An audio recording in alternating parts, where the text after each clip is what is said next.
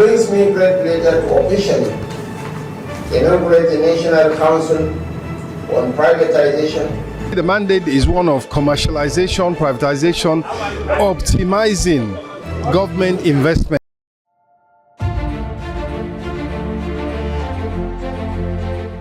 PPP will be the best. And the one thing you will take fundamentally, you will know that it's not that they are doing a outright sale like that. It's collaboration.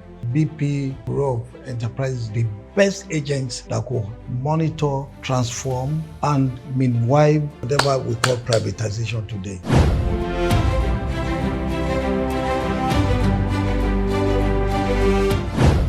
BP was playing a major role of the success of the story of Egbin. Well, Egbin Power Plant, of course, that's the biggest power plant in Sub-Saharan Africa. 1,320 megawatts power station. Rather than continue to talk about what is possible, let's start to do what is possible. So what did we do?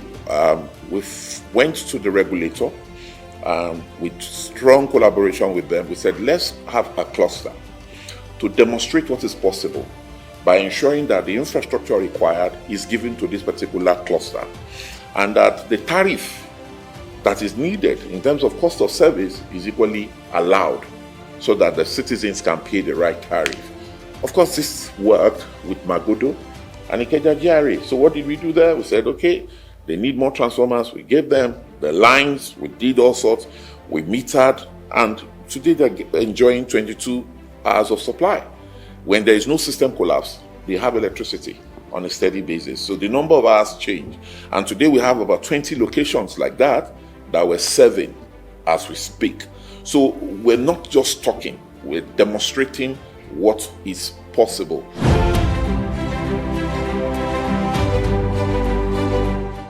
Welcome to OTNA, your window to information on optimization.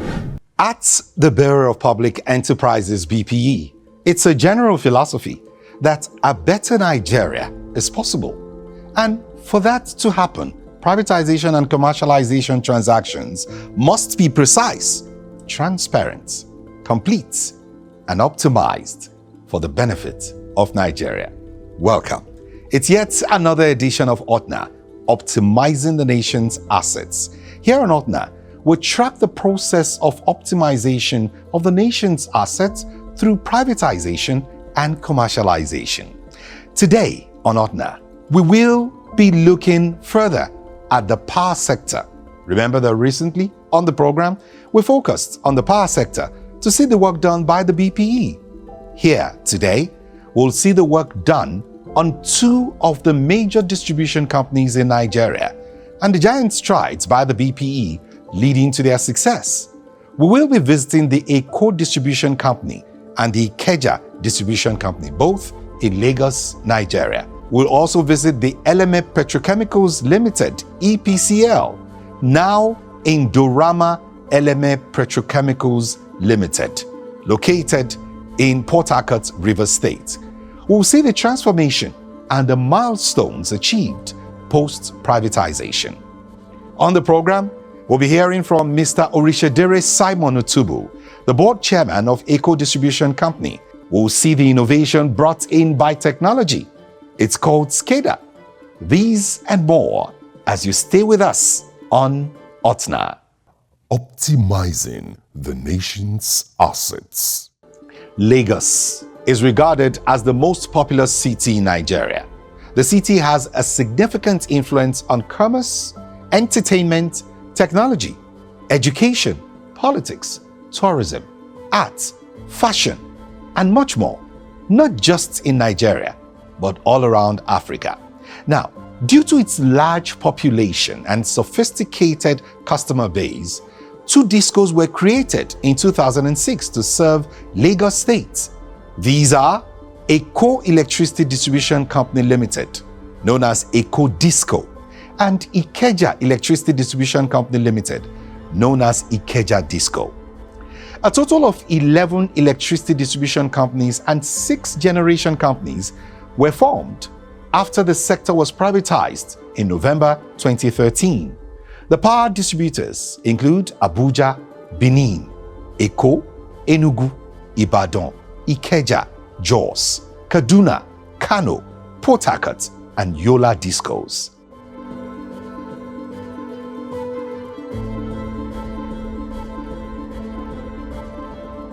Now to our focus, EkoDistribution Company. The board chairman of EkoDistribution Company, Mr. Orishedere Simon Otubu, gives us the background to the process of bidding by the BPE and how Eko has fared post-privatization. Me and my co-investors in WPG, we had a vision that we felt that we should give light to Lagos especially. When we bidded for this asset, we concentrated on Lagos because we felt that Lagos had greater potentials for the need for the people. We also felt that the capital, we can make a lot of more money and an investment and impact lives more. You know, in Nigeria today, 60% of the economics of Nigeria is from Lagos. And we felt that if we touch those lives, we'll be able to give light to Nigeria. BP has been a very good partner to the discos. You know, they have a seat on our board, and we've worked with them in a very consensual manner whereby most decisions are taken as a team. They have a veto power, but they've not had to use that veto power throughout, because in EkoDisco, we run a very transparent board. We follow proper governance, do our accounts after when due, and all what needs to be done on the corporate entity, we have done that, which is why I always say that today, we are referenced as the best disco in Nigeria. And BP has helped us in achieving that. It's been a very good partnership to show that government and private sector can work together. And we feel that when we needed support, they've been there to support us in achieving most of those aims. The board chairman also told us on how the board is run and the involvement of the BPE on the board with the progress that has brought. The process to acquire the disco was very transparent. People always make the assumption that we did not bring money. We invested a lot of money, over $125 million into this disco, and we paid to federal government. We went through a very transparent bidding process. During the bidding process, we actually came third, because what happened that other preferential bidders had to pick the ones they wanted. So we went through a rigorous process to try and get to this point. We had partners who were coming through. We had Tata as a partner from the beginning. So all the various dynamics of achieving this process, we went through, and BP was there. There was no bias to us. The process was followed to the letter, and we paid and we got the disco that we wanted to get at that point in time. The chairman told us of the immediate challenges after acquiring the disco and the successes that they made afterwards. What happened is that when we got the investment, initially we assumed a less, what I call technical loss ratio. And so when we got into the disco, we realized that the ratios were far bigger than what we assumed. It meant we had to do more work, spend more money, and to try and achieve what we've achieved today. Because we got in there thinking we were going to have technical ratios of about maybe 15, 16, 17%. We got there at about 40%, 45%, which we all did not plan for. And so the challenge was the technical losses were a lot, the financial losses were a lot, because a lot of people were bypassing also. So those were the challenges we had. So we had to use technology to overcome all those challenges so that we can move forward with the disco. At EkoDisco, we've experienced a lot of successes. You know that we've increased revenues from 3 billion to 16 billion.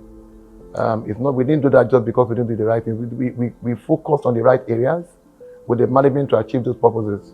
We are able to get newer areas. In Eko, for example, you know, we are going to Agbara to give them more power. We are giving most people in Lagos, we are giving them close to 18, 20 hours of power today. What we've realized from my experiences is that, you know, with the amount of investment we put into the network, we are able to give powers to Lagosians, which I can beat myself we've done so far. We started giving initially, maybe 10 years ago, with 10 hours of power, with the income of 3 billion. Today we've done 16 billion, as I said, 18 hours of power. Most of our customers are metered.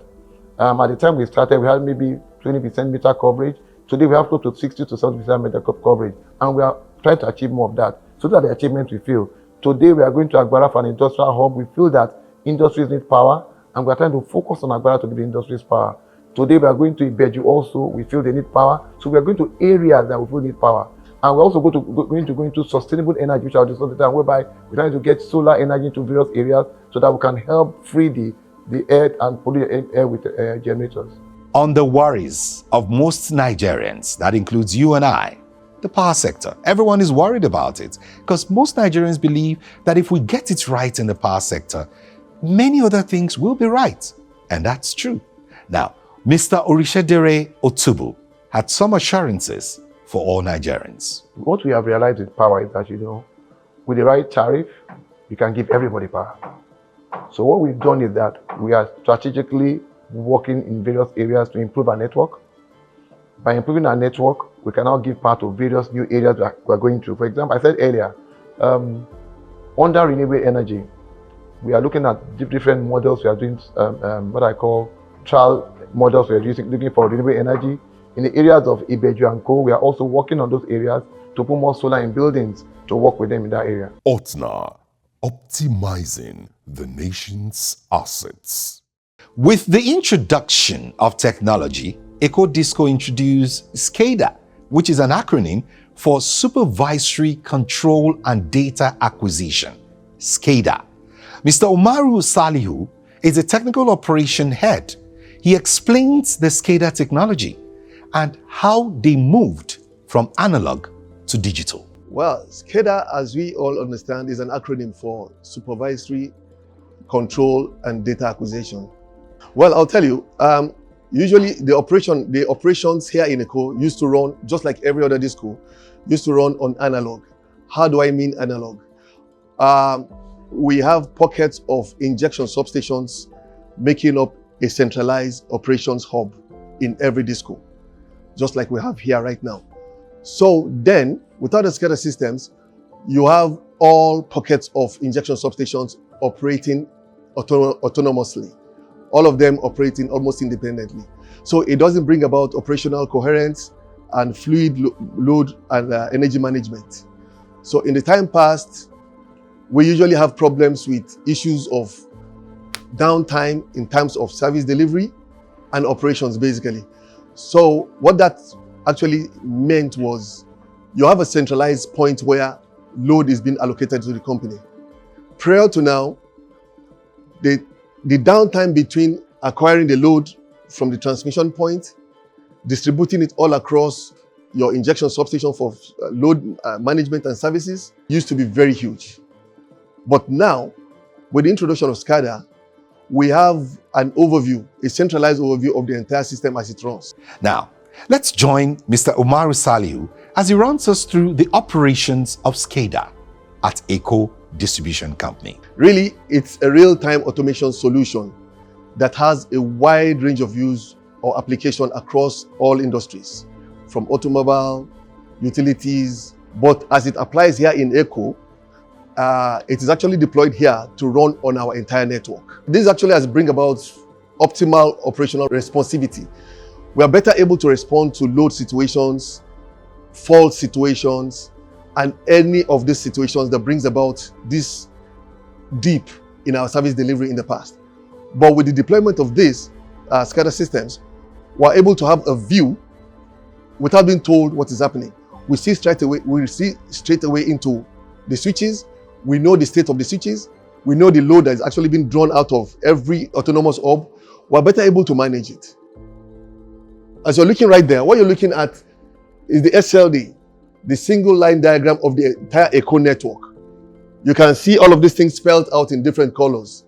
You have the green, you have the blue, you have the red. The color actually speaks to voltage level. Those are service point voltages, which is not what we distribute to our customers. Because when power is generated from different parts of the country and there are different generators, they are pumped over a very long distance. And in doing that, to ensure that you have the least or the most minimal losses you can ever achieve, what you do is to generate power and pump it over a long distance at high voltages, so that at the user point, you have very, very minimal load loss in what is being generated. We have 52 normal injection substations in the company, and we can't zero into any one of these at any given point in time. We just don't look into it. We look at the state of the switches. We're able to look at the state of all of the switches. Is this feeder on? Is it on? Is it off? And what's the load on the quantum of load that's actually been drawn on the feeder at any given point in time. And in addition, not only are we able to look at this, we're able to look at the figures. That's the figure. I'm talking about the quantum of load in terms of data and figure. That is what is spoken to right here. So for the people who are here, we're better able to look at the network than those who are at their local hub. So what that simply means is that putting it together, putting it into perspective, we are better able to limit our downtime in terms of our operational processes. That's the advantage this offers. Now, we went on a guided tour of the high-level equipment, transformers, and much more brought into the distribution company to ensure a total difference.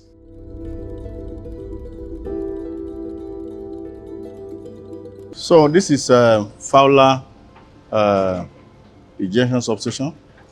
So we have 4 by 15 MVA 33 11 kV power transformer at this station.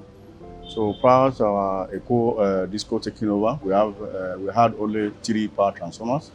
So and within the last 3 years, we've been able to upgrade the substation to 4 by 15 MVA 33 11 kV power transformer. So the last one transformer there is the T4 15 MVA 33/11 kV power transformers. So the sources of power to this ejection station is from same Alagbon transmission station located along Osborne Road, Ikoyi. So at the same time, just like we said before, we also have 3 sources of 33 kV line to this station. So meaning that we are wheeling 60 megawatts from Alagbon transmission station to this station. So Ikoyi is one of our major load center, load center out of the 52 that we have in the EkoDisco presently. This is a brand new 11 kV switchgear that was also procured and installed along with the T4 50 MVA power transformer. So this has been the bottleneck of not wheeling power to our customer, even when we have received power from TCN, has totally been removed. Because without the BP, without the partnership and the support of the BP, all the investment that we are bringing into the sector today, so it will not be possible. So we will be supporting EkoDisco in achieving this matter. Prior to the privatization, we were taking about maybe between 100 and 200 megawatts. As of today, because of the expansion and investment that we've made into the network, so we are wheeling presently 513, and sometimes we normally reach like 590 megawatts. Okay.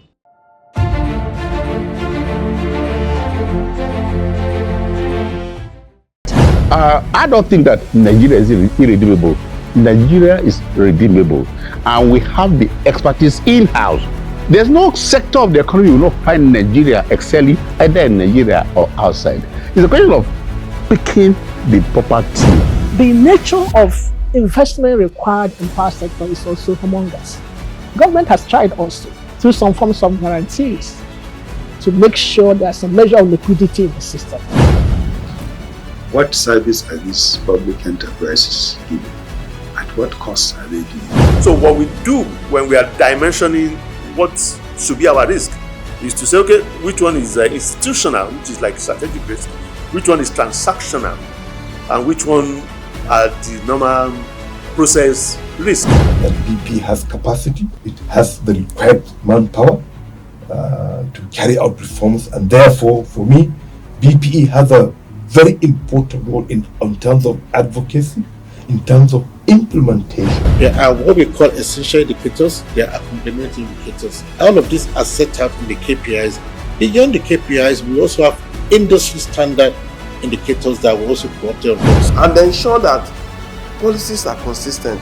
Regulation must be consistent. You can't do this today, tomorrow you do this. So if investors don't have clarity, if they don't have clarity of what is happening in the industry, they will stay away. Every country learns through doing where the pitfalls are, and you get better. So BP has had a lot of experience doing that, and that's why I say you're not going to find any agency in this country that's had the kind of experience that we had. OTNA, Optimizing the nation's assets. Just like the EkoDisco, Ikeja Distribution Company also had some transformation after the BP transaction. And this has touched the community as well through the Corporate Social Responsibility CSR program.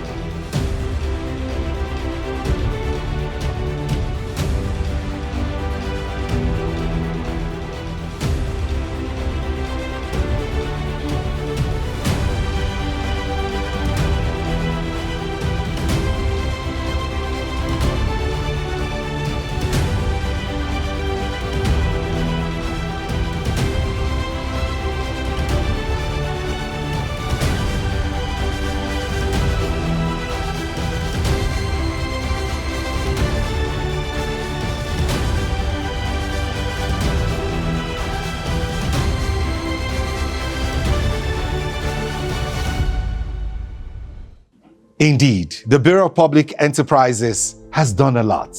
Remember, the BPE is charged with the overall responsibility of implementing the Nigerian policy on privatization and commercialization.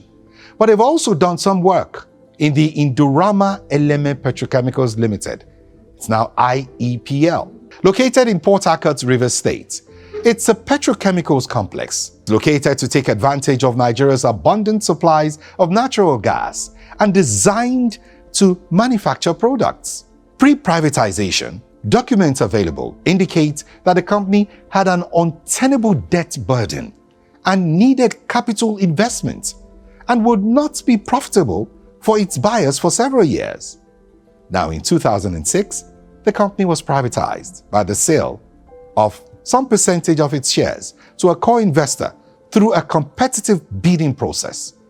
Indorama Group then took over some part of the shares without liabilities, which were retained by the federal government of Nigeria. The company was handed over on October 26, 2006. Indorama immediately embarked on a $130 million turnaround maintenance and capital investment program, returning the facility to operating conditions within 4 months. Its production output quickly surpassed pre-privatization levels. IEPL, as now known, immediately returned to profitability, undoubtedly. Indorama Eleme Petrochemicals Limited, IEPL, is performing remarkably better after privatization than it ever did while in state hands. There is a clear difference when an asset is optimized. The impact of the Bureau of Public Enterprises BPE as the Secretariat of the NPC is no doubt bringing transformation in most areas. Institutions are transformed, workers are trained and re-energized, and of course there's upgrade for better performance. At the end, our country Nigeria is clearly better off.